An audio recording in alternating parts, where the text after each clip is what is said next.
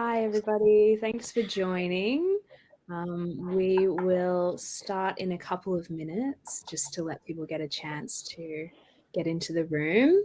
But feel free to say hello in the chat bar. We want to make sure you guys are using it and interacting with us today. So let us know where you're coming from, and we'll be starting shortly. Wow. Plenty of people. Yeah, here we go. Yeah. Awesome. Great to see Sydney through there. Oh, Singapore. This is the beauty of online work, hey? It's You can amazing. pretty much join in thank from you. everywhere. I love it. Yeah. Amazing, isn't it? Yeah. I love it. Bruin Island. Wow. Yeah, and happy Are You Okay there? I hope everyone's having a great day so far.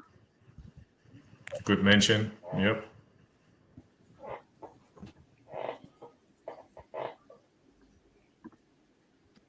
Sunshine Coast is on here. What's going on? Japan.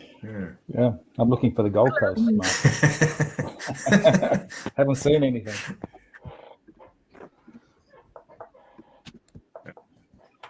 No. Oh, Gold Coast. There you go.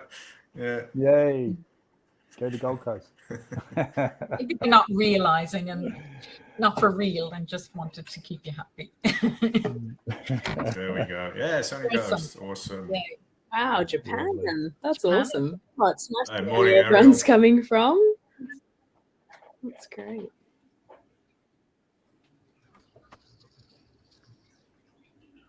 Rizzy. Busy. Oh, Nova Scotia. Scotia. Wow.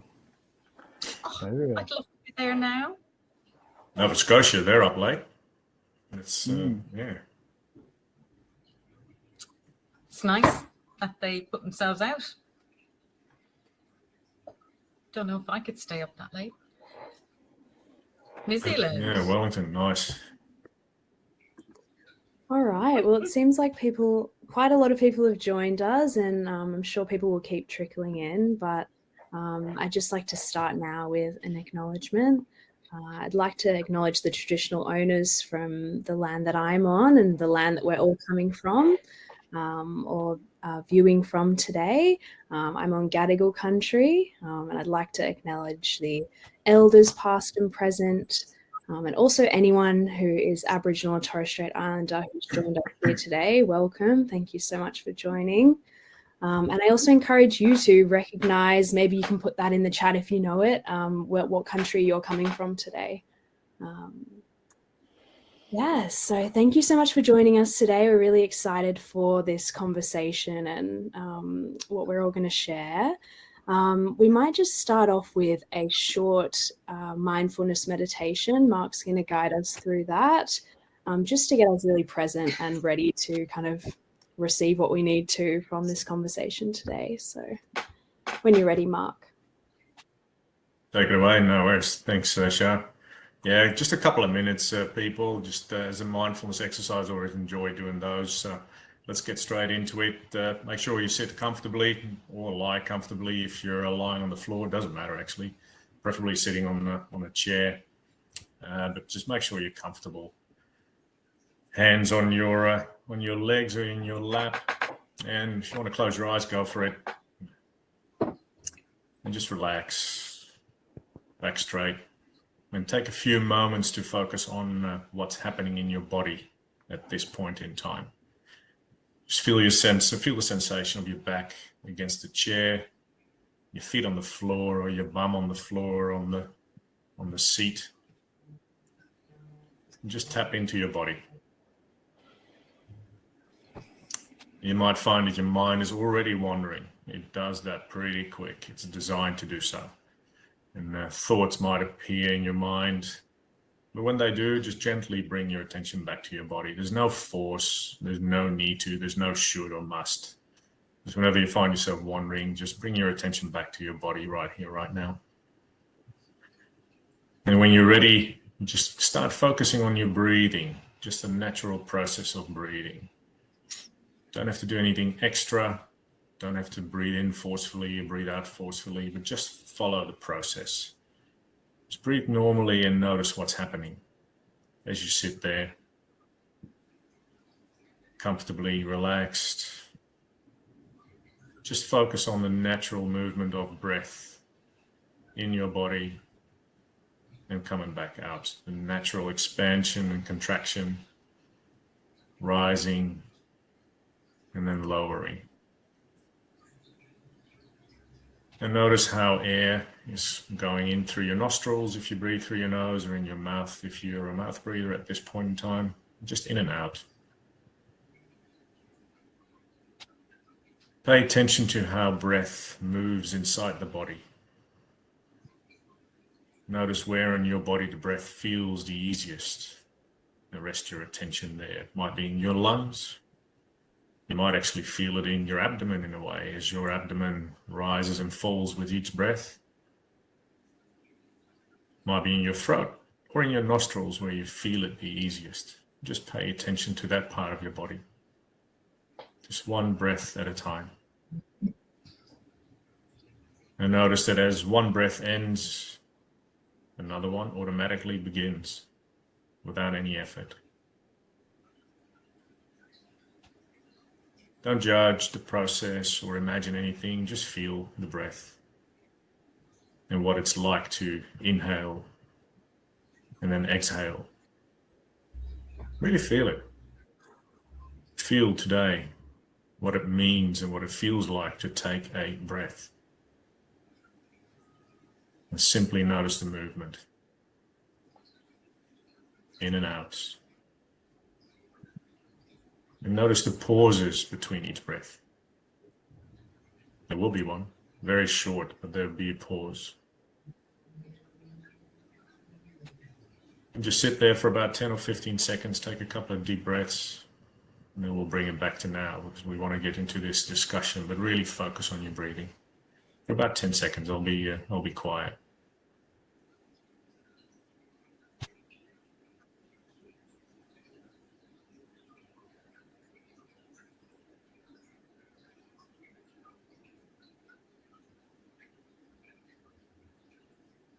One more deep one. Deep inhale. Exhale. And then coming back to the present moment inside your body. Notice what's happening around you as you sit here listening to me present in this webinar. And just feel whatever you're feeling and open your eyes and become present again to this moment here. That's it. It's an easy one. You've got great voice for meditation. It's awesome, isn't it? Sleep pretty quickly. Yeah. It's amazing the difference you can feel in your body from the start to the end of that. Just, yeah, great. Thank you so much, Marc. It's a really nice way to start off. And yeah, I'd like to take a moment now for each of you to introduce yourselves, tell us a little bit about why you're joining us today.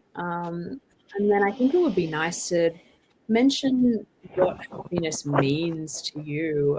It's so personal and unique for each of us. And, you know, how do you experience happiness in your life?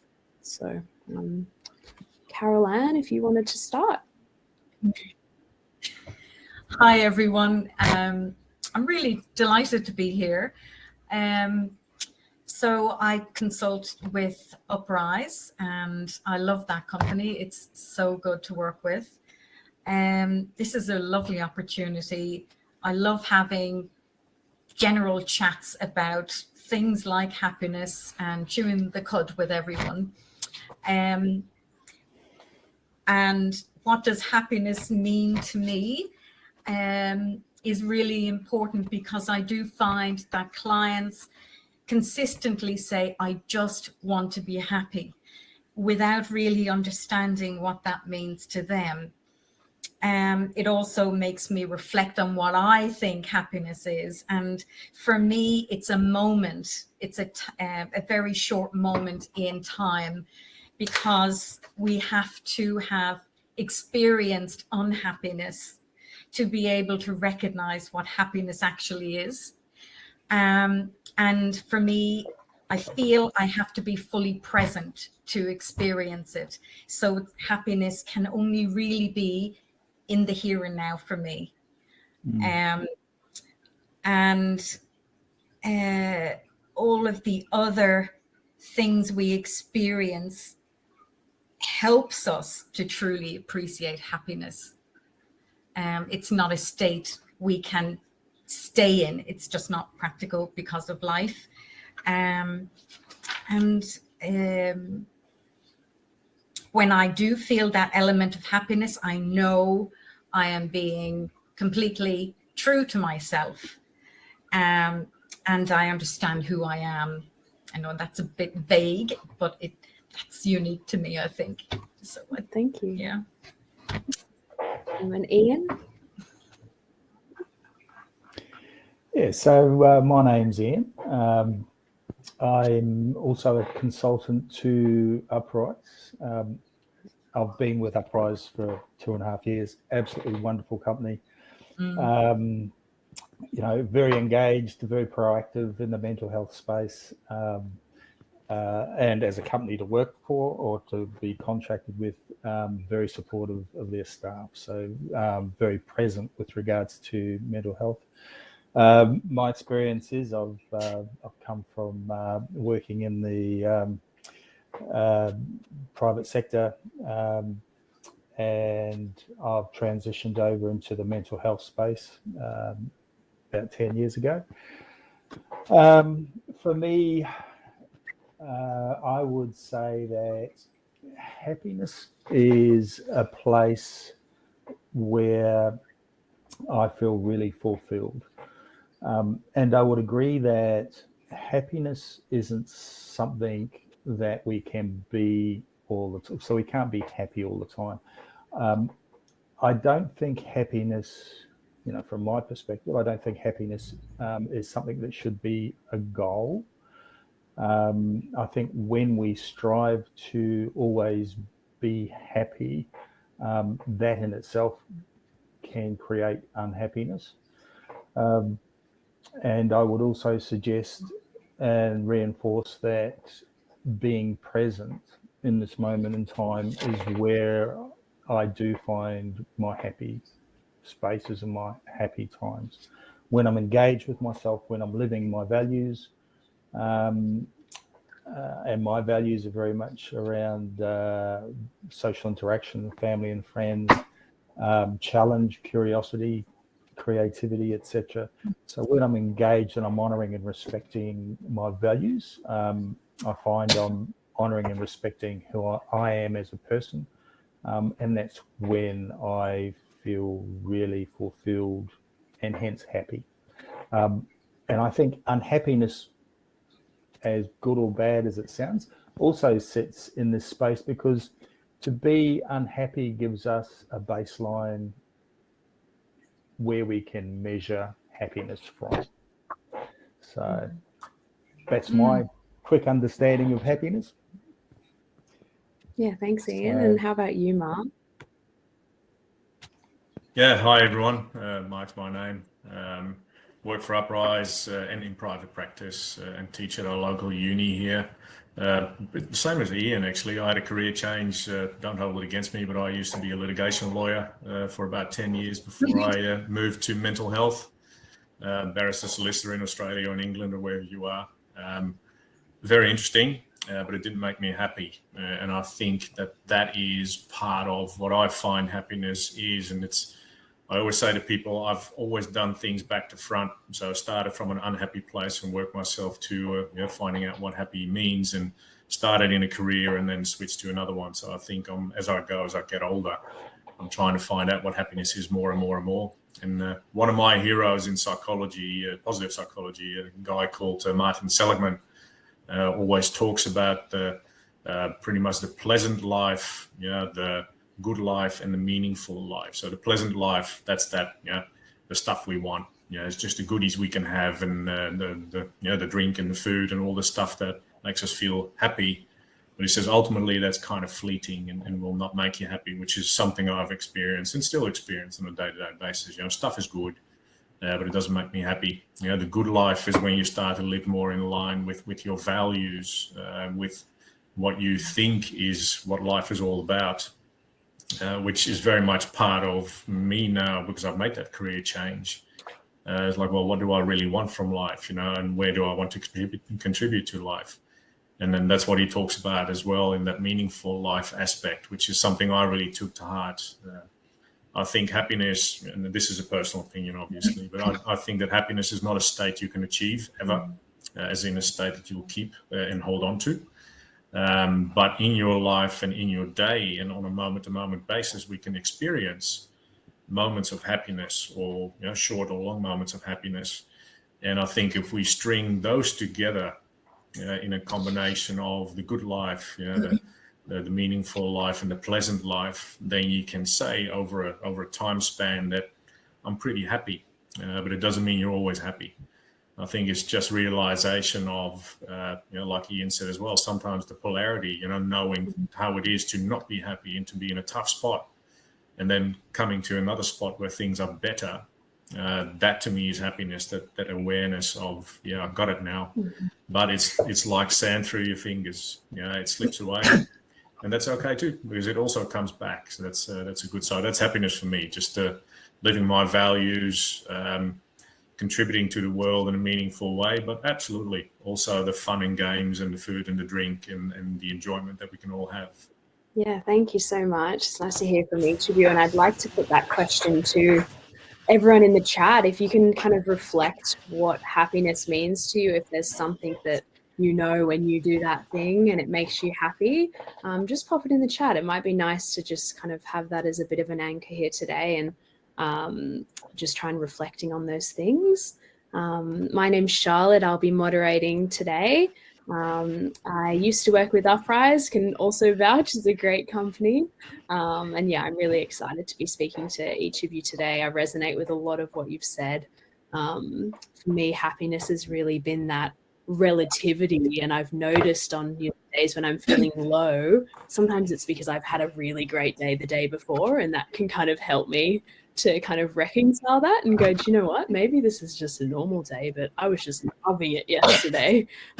So that's been something that's helped me. So I'm interested to see some of these things. So sunshine and ocean, family, friends, colleagues is awesome, because we're here to talk about work and happiness at work. Seeing your children, awesome. Acceptance, being present, singing, painting, writing. That's awesome. Thank you, and keep those coming. What we want to talk about now is looking at, when people reflect on what makes them happy, a lot of the time those things tend to be non-work related things. I just want to put that to you three, like, why is it that work doesn't kind of come up as our first thought when it comes to happiness? Why do we kind of look to other areas of our life that a lot of the time it's less time in our day for those happy moments? If anyone wants to jump in, go for it. Yep, happy to take it first. I'm not sure why. Hey, I agree. I don't think it's an automatic thing, but it can definitely be part of it. I think for me, and again, speaking just for myself, but also from stories I hear from clients, it's one of those things. Work is well, at least I was taught that work is just something you do, something you gear up towards, and if you enjoy it, well, that's a bonus. But it's just something that needs to be done in order to survive. And whether that's a cultural imprint, I'm from the Netherlands, from Europe, where everyone just works hard and that's how you grow up. I think my parents never related work with happiness, even in my upbringing, and I don't think school did either. It was gearing me up for work. So I think my automatic, and this is a story I hear so often in clients as well, automatically you see work as separate from life in a way.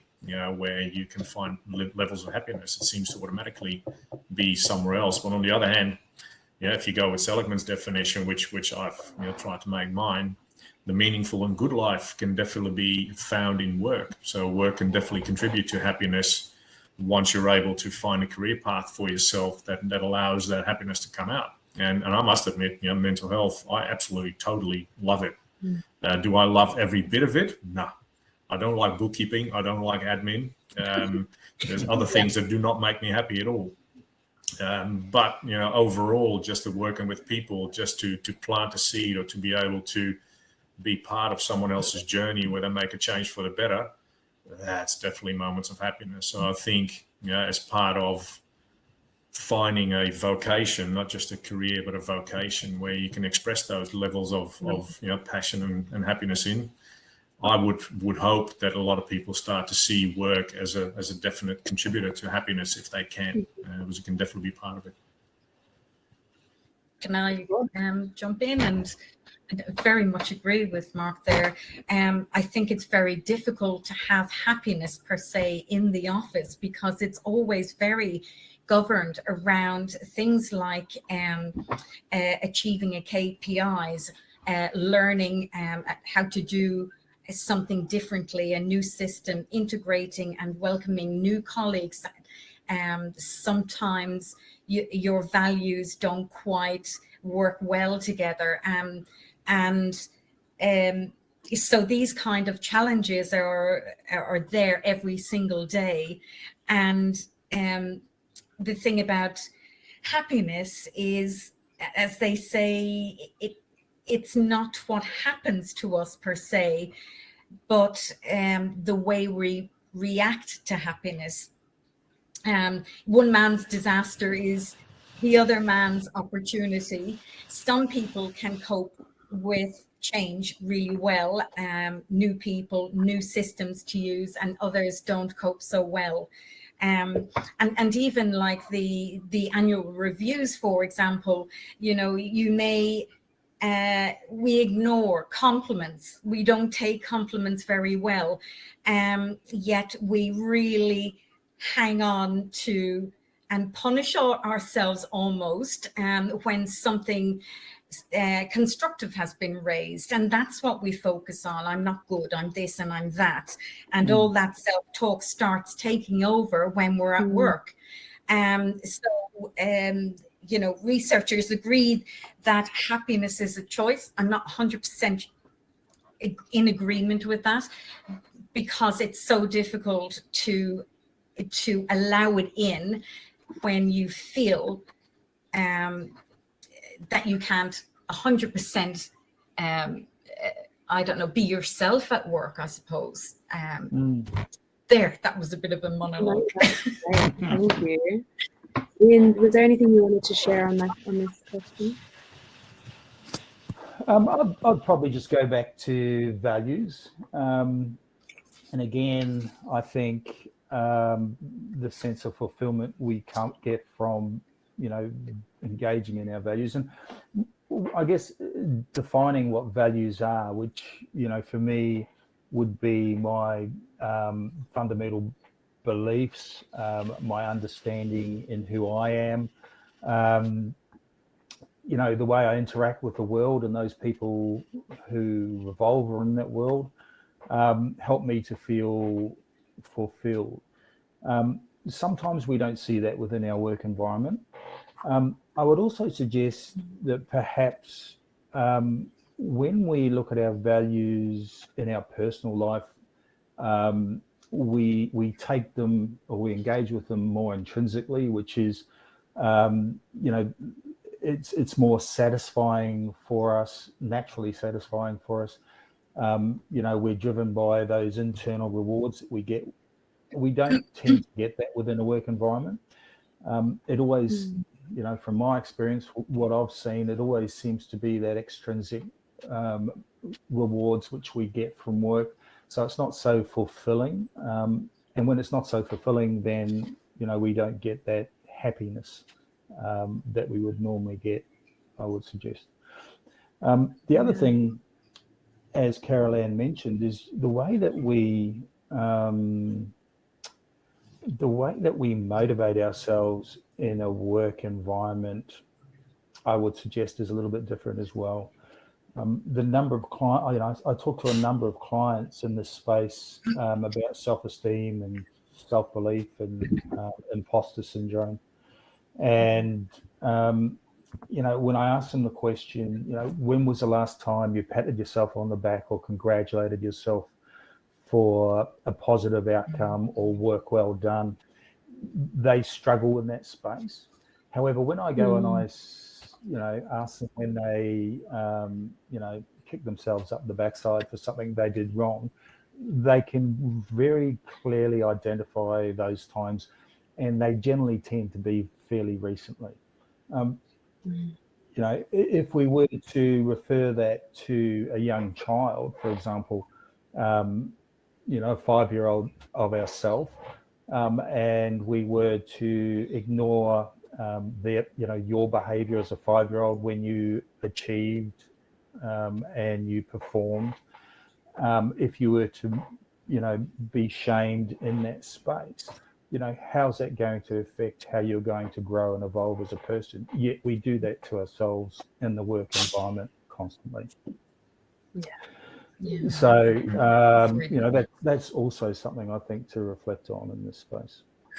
Yeah, definitely. And I'd love to go into that kind of manager relationship and the feedback from managers and how that can be improved a little bit in this circumstance. I'll go into that one in the next question. But for now, I want to really talk about the faces that we wear at work and how I think sometimes it's difficult for people to feel safe to be real or authentic in the workplace context. Sometimes there's this, toxic positivity where you've just got to be happy and that's the most important thing.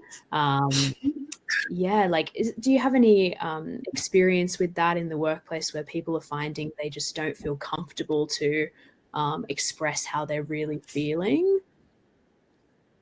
Can I start answering that one?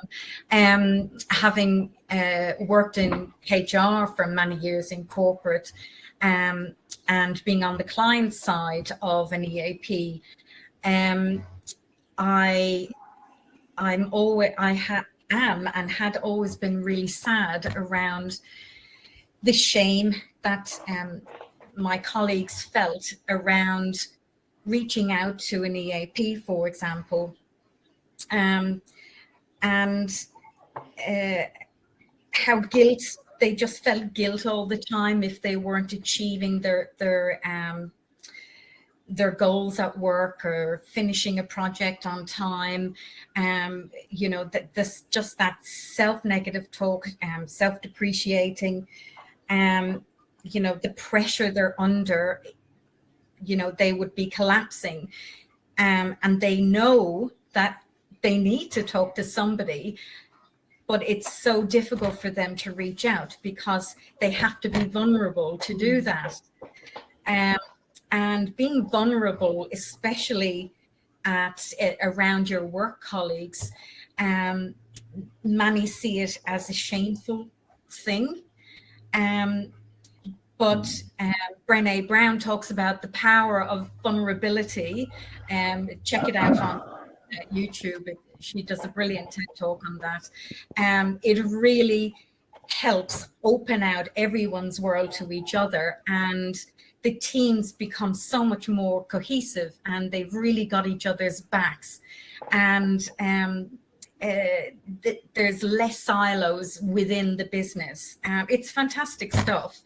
So that's the power of vulnerability.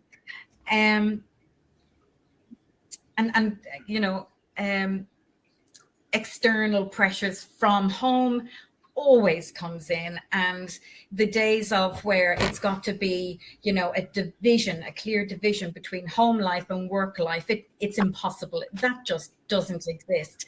So we've got to be realistic. Our personal stuff is going to have an impact on our work life. So we need to be able to share comfortably with people. Yeah. And I think that's, it's an ideal, and we hope that people would feel safe and comfortable to do that. But we also know that not all workplaces are safe at this stage. And that's something that we really hope that today we can talk about a few things that managers can do, but also individuals to kind of identify if you are in a safe workplace, and if not, kind of things that you can do yourself individually. So did anyone else want to talk to? Yeah, what would be? Yeah. Yeah, what would be some of the situations you would see toxic positivity in, Charlotte? In the workplace? Yeah. How would you? Yeah. So I think for me, it's not actually being able to share, I guess, your own experiences if you feel that something's unfair, or that a goal isn't achievable. But it's more just like you just have to say, yep, okay, I'll do it kind of thing. That would be my experiences of it. But how about you? Mm. Yeah, I guess for Yeah, me, I've seen. Oh, sorry, Ian. Yeah, go for it. Yeah, no, you go, Marc. Look, I've seen it in my industry, and I'm not speaking bad about the industry, but when I was a lawyer, I spoke with many people from accountancy offices and law offices, and sometimes there's this cultural belief system that everything should just be good and no one should complain, and this staying up until 11:30 at night or in the middle of the night just working 60-70 hours a week is just the norm. And it doesn't happen anywhere, right? So this is not a generalizing statement, but I've heard too many of those stories and seen them in close environments where people are forced into a particular straitjacket if they choose to take that on, obviously, where it's really hard to be vulnerable for fear of not being accepted in the group or for not living up to the company's or the firm's expectations. And then these people start living lives that in a way are toxically positive. It's I don't know if you got kids, but the Lego movie, everything is awesome. Not everything is awesome.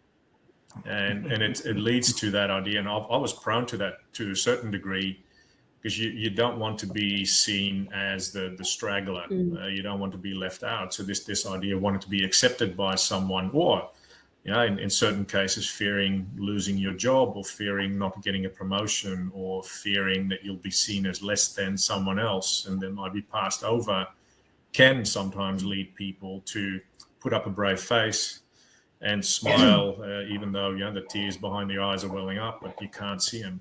And again, not a generalizing statement, because it doesn't happen anywhere or everywhere. And I know that many companies actually have a really good, positive personnel culture, and people obviously have a choice to either stay in there or get out to a degree. But sometimes it's just one of those cultural norms, that you fall into. I don't know. In Australia, there was a worker from a big accountancy office who took to her own life, and it sort of flared up this whole discussion about long work hours and high work pressures, and how that's sometimes being considered normal. And I made a couple of posts about that one on LinkedIn and wherever else. It's not normal, and it pushes people into that straitjacket that they might not want to be in at all. Definitely. It's definitely sometimes industry specific, and it's like, well, I can't do jobs because it's going to be the same at a different company. And so that's a really tough situation to be in, for sure. Yep. Can I add to that, Marc? You just really resonated there for me. I think myself, I've always felt very much an outlier in most of my jobs, because, and I don't know why I used to do this, but I would ask the questions that nobody else would ask, and therefore considered it a little bit quirky, a little bit different. And I actually was quite happy being like that, until then in my 40s, I discovered, my true vocation, and I realized why I didn't quite fit, if that makes sense.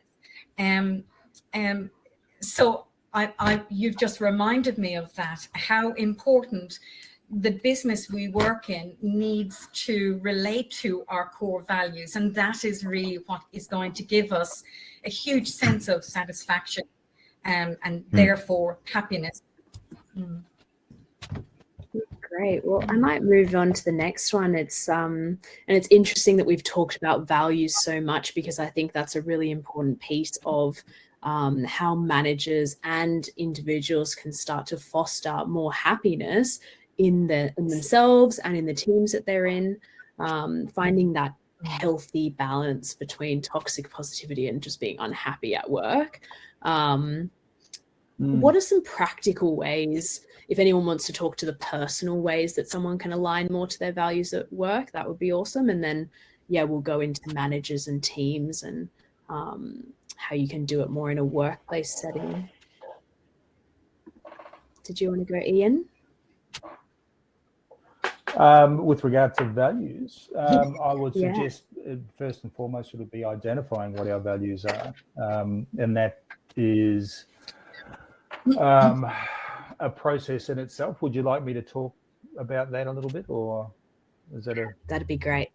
Space okay, all right. So I think I spoke about earlier just with regards to what values are, and so my personal identification of a value is that it's our fundamental, or my fundamental belief that guides and motivates me to, do things and engage in life. It motivates my attitudes or my actions. Fundamentally, it's the foundation on which I build my life. It's important to understand that our values do grow and evolve as we grow and evolve as well. So they are malleable, and it's always important to be, reflecting on what our values look like and how they sit with us at any moment in time. Generally, when I'm talking to clients, and we identify that they're feeling a little bit empty, there may be a vacuum inside, there may be internal conflict and internal dialogue. The first place I go to is values, because they are that inherently important for us in us engaging in this present moment in time. With regards to identifying values, there's 3 strategies that I get my clients to look at, and those focus on, for example, people whom they may admire, whether they are fictional or non-fictional people, what it is that inspires you about them, the qualities that they possess, the behaviors or actions that you think you would like to emulate. I get my clients to reflect on what it is that inspires them to take action. So, in situations in the past, what is it that has inspired you to speak up, or to act on a situation? Reflect on what you were willing to risk in that situation, and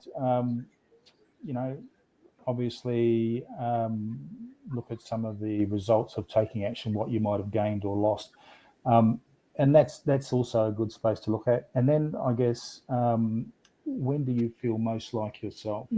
So when you are feeling authentic to yourself, what you're doing, who you're with, what are the positive emotions or outcomes from these experiences, etc. And as I've mentioned earlier, there are hundreds and hundreds of values, but mine are creativity, curiosity, challenge, adventure, spirituality, community, are the ones that I've identified as my values that I live to. Yeah, that was great. I really love the questions that you've asked there, because they're quite different to the ones I've heard before, but I think they're getting to those different angles of like, who are you inside? Yeah, that's really powerful. And I think as well, this idea that check in and see if your values have changed over time. Maybe you measured and figured that out a year ago, but have another look and see if there's a different way that you can identify something that would align to your values in the present moment right now. So yeah, that's great. And in teams, how can we translate this kind of conversation around values to something that teams or managers can bring into the workplace to bring this conversation about happiness, but also like things that contribute to your values and therefore your happiness at work? Marc or Carol Ann want to Yeah, happy to speak on that one in a couple of seconds, Carolyn, as well. Yeah. I think the first thing for me, and I've seen this happen in the resource sector where I worked for a while as a mental health guy, where managers had this attitude of check-ins with their staff frequently, and that came with modeling healthy psychosocial behaviors as well. So healthy vulnerability, healthy sharing. So that the workers could see that the manager was also a human being with their own problems and own challenges in life, and was open about that, not to the point of sharing everything, obviously, but just sharing the fact that sometimes life is tough, and expecting their staff to also open up about that one as far as they feel comfortable to, but also then referring them on to organizations like Uprise or their own EAP organization to have a chat. So to really normalize that mental health conversation about the fact that, like, hey, we all go through stuff. You don't have to be perfect. I'm not perfect as your leader, but here's where I will lead you in being open about this. And therefore, let's have a chat about that one. So modeling, check-ins, being vulnerable yourself and promoting help seeking, and then also being flexible about that. And not assuming things in people. I think assumption making is such a human trait. We make assumptions about everything. And if you as a leader assume that all your people are doing okay because they all got this smile on their face or they look pretty neutral and therefore everything must be okay, I think that's an assumption you ideally don't make. Just check in with them whether, are you okay? Are you actually okay? Or am I just looking at a mask in this case? So communicating more than you think you need to.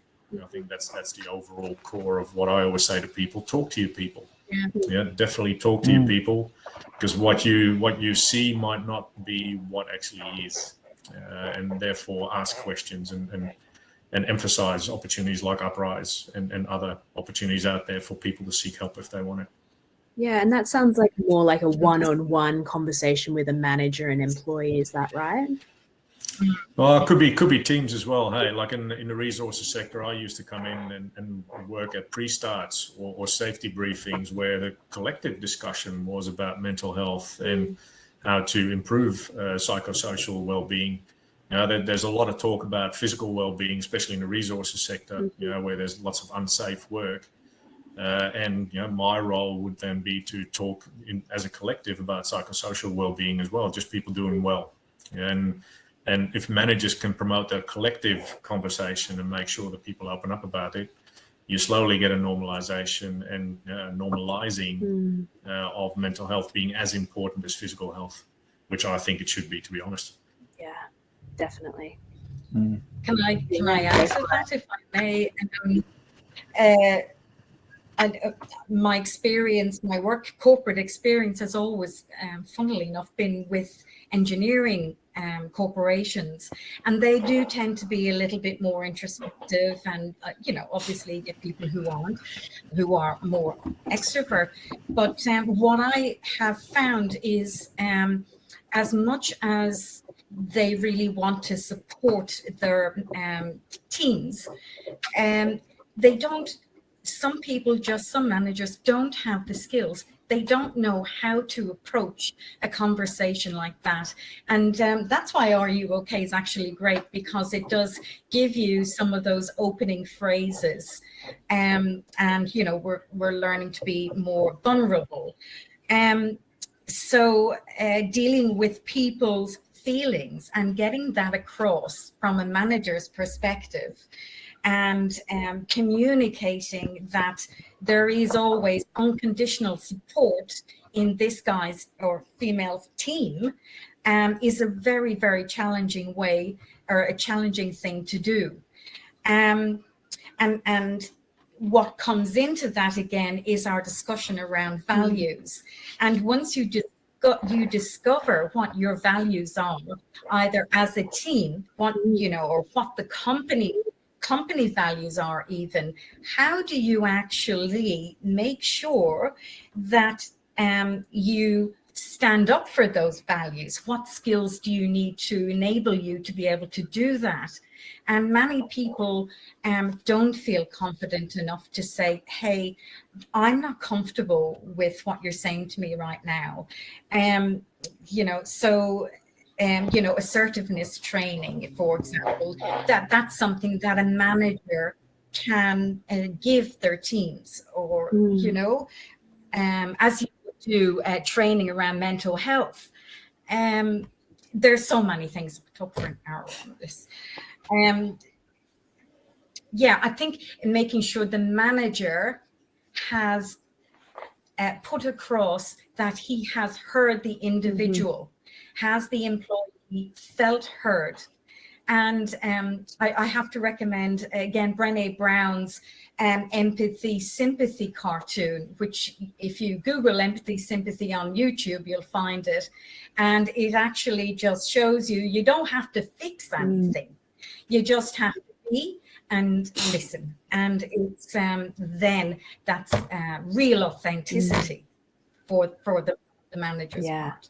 That's great. I just want to take a moment now to let everyone know, if you have any questions for any of our panel, please put them into the chat, because we'll have 10 minutes. So in about 5 minutes, we'll be taking questions. So pop them in now, and then we'll make sure we have enough time to get to them.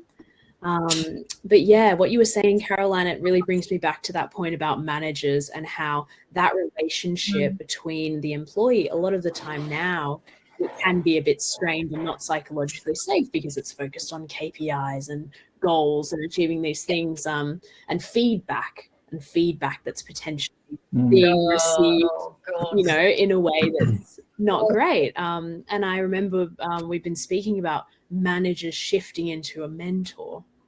And I'd love to go into that, like the skills that managers themselves can work on to be more like a mentor to employees within the framework that they currently work in. So yeah, anyone who wants to jump in on that? Yeah, can I just add to what Caroline and Marc were just saying? I think it's important also not only to be heard, but also to be valued as far as your voice goes.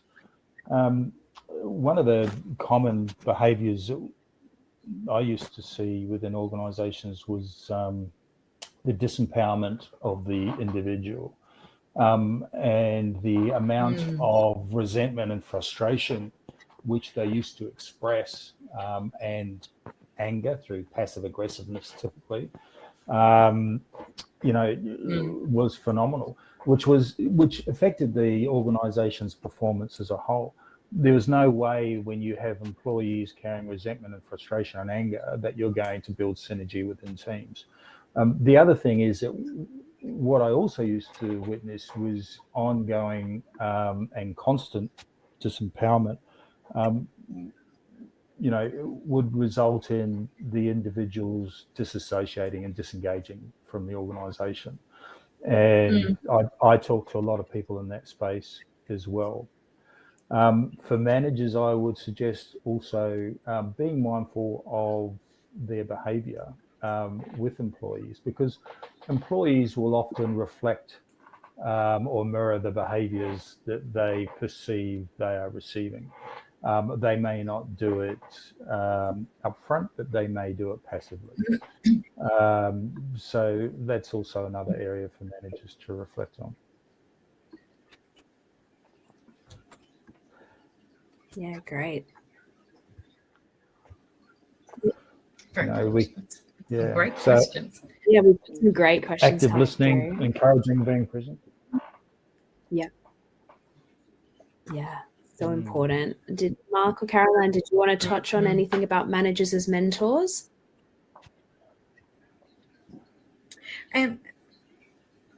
You go ahead, Marc. No, ladies first. Yeah, go for it. Well, I think we do have to be very mindful of who is being mentored.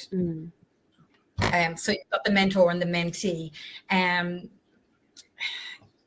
Obviously, you can't really mentor somebody from your own team, because there isn't that what's that word? That space where somebody can be more objective, because they tend to fall into manager-employee role rather than mentor-mentee role. They're quite different, and it becomes very hard to actually, it becomes very hard not to talk about a current project and the things they're doing wrong, and the manager then, being exposed to, I suppose, things that would normally be said to him from somebody in his team, if that makes sense. I don't know if you can add any more to that, Marc.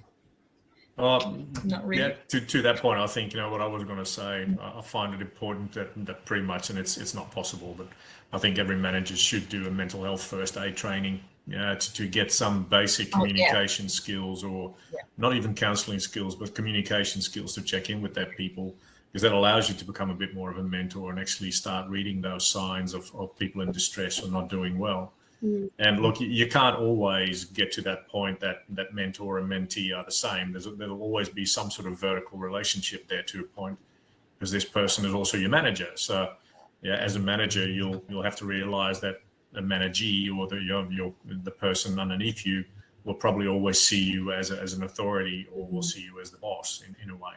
But you can bring it down to a point where you become the person with more experience, or with leadership skills that you can pass on, as long as you have the communication skills to do that. And I don't know, that's often lacking, and that's not an allegation, but that's just a fact. And I think that's where a lot of good work can be done. And I think even things like emotional resilience training for managers and for staff, could be awesome, just to help that process along, or mental health first aid. Yeah. And I can't help but look at a question that's there, about when you're in a small company, how you divide, disentangle the manager versus the mentee relationship. And the first thing that jumped into my mind was clear boundaries. And boundaries are a real challenge for so many people in different ways, and understanding how to actually implement boundaries in a respectful way, mutually respectful way. That's my goodness, if everybody knew how to do that, life would be so much easier. But you can learn, it can be done. So if you have any strategies around that, I think that would be really helpful to go into now. Defining your boundaries at work, because that's huge. That's a massive one. It's about another hour, Charlotte. That's another hour workshop. Oh my goodness. I do so much work around this with clients. I think every client, including myself as well, boundaries challenge us, because our situations, our days are so different. From one end of the day to the next. And we don't always recognize that there are key things. You might only need to use 2 or 3 different things in our language that can actually help you do that. And for me, I take it right back to the core of intonation, for example, how we lift our sentence in an accusatory manner at the end, for example. But the best way of establishing a boundary, and guys, please jump in if you wish, of course, for me, is talking about how I feel, not actually challenging the person in front of me. You do this, you should have done that. It's around how I feel. I feel so disappointed that you spoke to me in that way. And that is putting in a boundary. In everything you say, you talk about it from your perspective and no one else's, because that's the only thing we've got control over. Marc and Ian, I don't know if you'd like to add to any of that. Would you say that there's boundaries and then there's expectations in this space, Caroline? Could you say that again? Sorry? Would you say that there would be boundaries as well as expectations in this space? Boundaries being those clear lines in the sand that we do not cross, whereas expectations are those more subjective type boundaries. Well, you're exactly right. I mean, it comes down to the differences of individual values. And the other thing that comes into it are the company expectations around behaviors. And that's very confusing. The whole thing is very confusing. So we need to be a little bit fluid around our expectations, rather than be very, very rigid. I will not have you say that, you know. I'd be more curious. I'm curious. Why did you kind of say that? You know, what came up for you there? But that's a bit theoretic. But, you know, it's that kind of speak.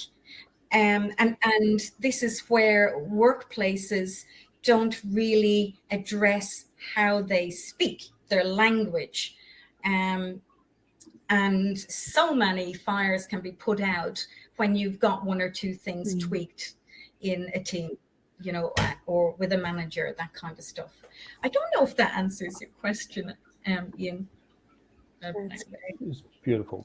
It's as good as I can give. Well, I'll go on to another one of the questions now. We do have a couple to get through. This one I quite liked about, as an individual, your responsibility for influencing the workplace happiness. Is that equally distributed among people in the workplace? Wow, that's a good question. I don't think so. Is my quick answer. And it ideally would be, but I think it becomes a personal responsibility to a certain point. Hey, like, you know, treat others the way you want to be treated in a way. If you can live your values without them, because I saw that one, I found that an interesting question. We'll get to that. But I think if we can practice what we preach, you know, and live by our own example, then automatically things will start to improve a little bit. If we you know, want to be part of a team, that's my hope anyway. But no, I don't think that people see their responsibility to contribute to workplace happiness as being equal. I don't think that managers see that as, you know, as being equal, but it ideally would be, because that would work so much towards the collective good. I think so. Yeah, I've seen a lot in our work that it really should come from leaders. That role modeling that you were talking about earlier is so important, because they kind of set that environment for everybody else. And, you know, there's only so much you can do as an individual in a certain environment if, you know, everybody else is structured in a particular way. Yeah. Oh, I'd have to kind of challenge that a little bit, Charlotte.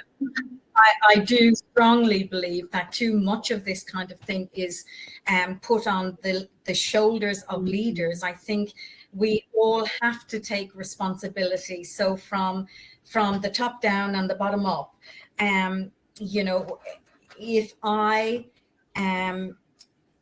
everyone deserves respect, regardless of whether we agree or disagree with certain elements of their personality.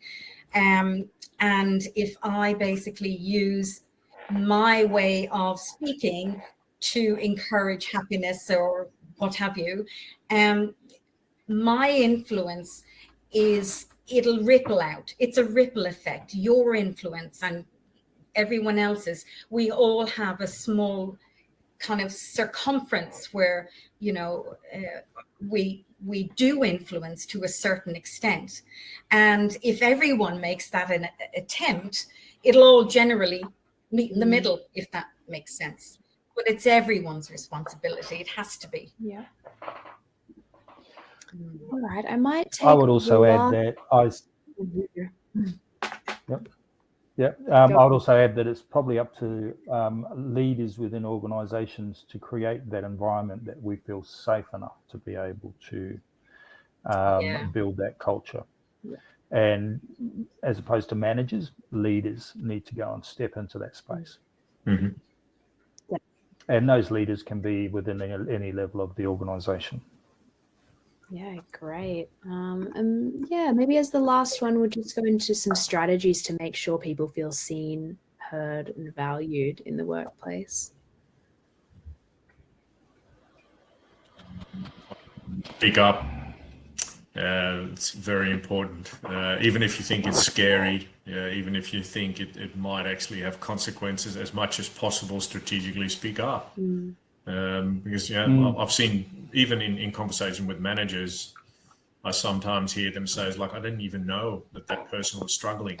And they genuinely mean it. It's like I didn't know. You know, I would have done something with that as long as I'd known. It was like, yeah, I only found out when they bloody blah. Yeah. So I think as an employee or as a person within a team, if you can speak up and you feel safe enough to do so, absolutely speak up. Yeah, I think it's so important. But it's tricky because it'll make you feel uncomfortable for sure. But that's where EAP comes in. You know, talk to us. Thank you so much. Thank you, everyone. That's been a really great discussion, and thanks for all the comments in the chat. It's been amazing to see how much you guys have been sharing with each other. So thank you. There is a feedback form, so please fill that in and let us know what you thought. And thank you again, Ian, Marc, and Carol Ann. Really enjoyed the discussion. Pleasure. Thank you. Thanks, Bye, everyone. everyone. Thank you. Cheers. Bye-bye. Bye.